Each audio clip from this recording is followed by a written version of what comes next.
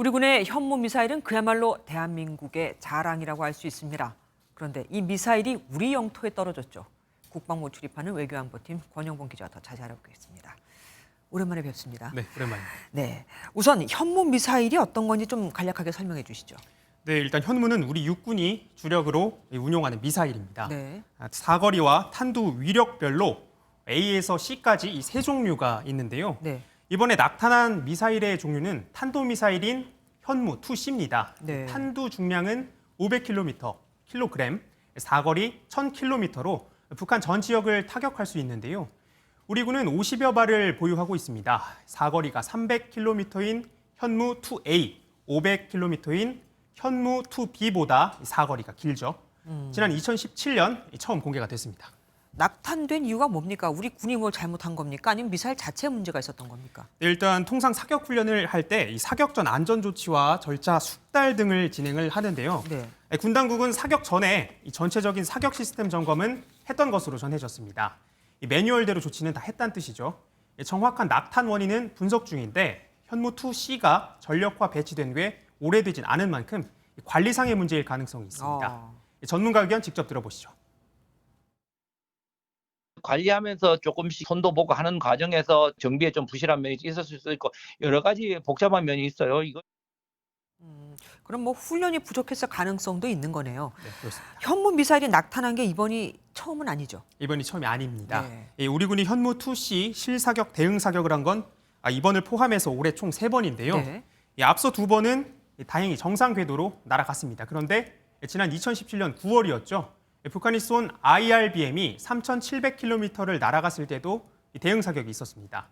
우리 군은 이에 대한 대응 차원에서 현무 2A 사격에 나섰는데요.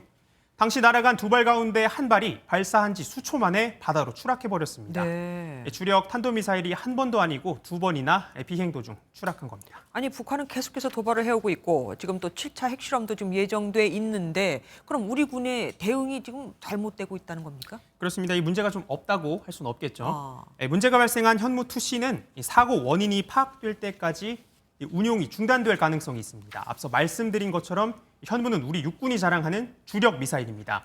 유사시 북한의 핵과 미사일 시설을 선제 타격하는 킬체인의 핵심 전력이기도 한데요. 군 당국은 무기 체계가 다양해서 문제 없다 이런 입장이지만 당분간 전력 공백은 좀 불가피할 것으로 보입니다.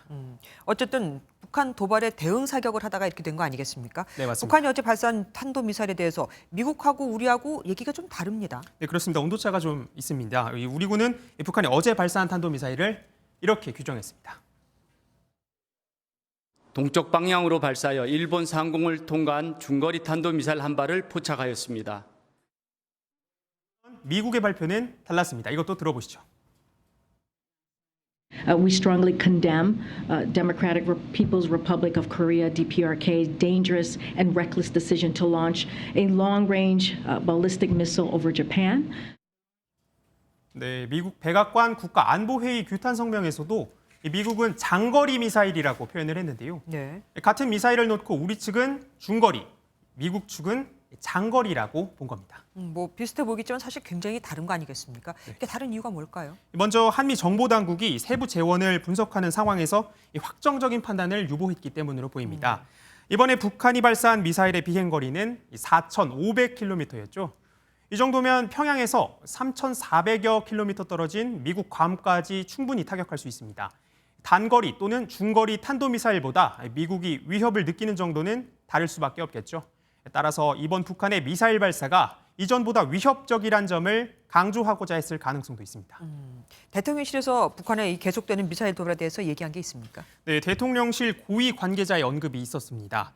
북한의 탄도미사일 발사는 유엔 안보리 결의 위반이자 한반도 국제사회에 대한 심각한 위협이라고 지적을 했습니다. 그러면서 북한이 7차 핵실험으로의 가능성을 높여주기 위한 단계별 시나리오를 밟아가는 게 아니냐 이렇게 평가를 했습니다. 예, 고맙습니다. 지금까지 정치부 권영봉 기자와 함께했습니다. 안녕하세요, 김주하입니다. 공정하고 신속한 MBN 뉴스 유튜브를 통해서도 만나보실 수 있습니다. 특히 더 많은 뉴스와 라이브를 보고 싶으시다면 오른쪽을 눌러서 구독하시면 됩니다. 어렵지 않죠? 빠르고 정확한 뉴스로 계속 찾아뵙겠습니다. MBN 뉴스를 시청해 주신 여러분 고맙습니다.